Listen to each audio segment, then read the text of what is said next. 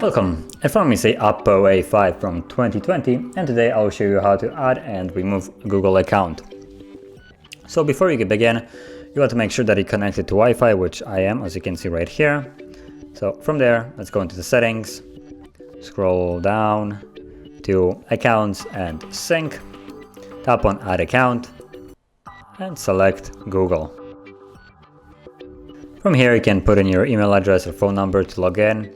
And if you don't have an account, you can always create one. On the bottom, as you can see right here, create account. But I do have one, so I'm gonna use that one. Like so, and tap on next. And from here, put in your password, which I'm gonna do off the screen. And again, tap on next.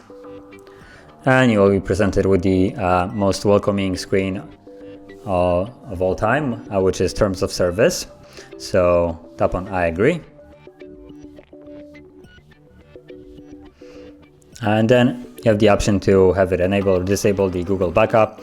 What this will allow you to do is just have everything synced between the devices that are on the same account. So for me, every phone and tablet, anything that is on Android that has this account, so a HardReset.Info 1 at Gmail will be synced. So if I put some kind of song or contact on here, it will appear on every other device that is on the same account.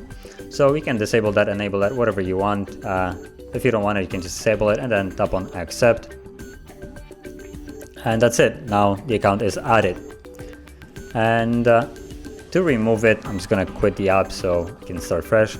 Now if you want to remove it, you basically go back to the same place, so in the settings all the way down to accounts and sync, and instead of tapping on add account, you want to tap on the account that you want to remove, so HardReset.Info 1, and at the bottom you'll find delete. Tap on it once more and OK, and I think it's gonna show me the lock screen. Now this shows up only if you have some kind of pattern or some kind of protection on your device, which I do.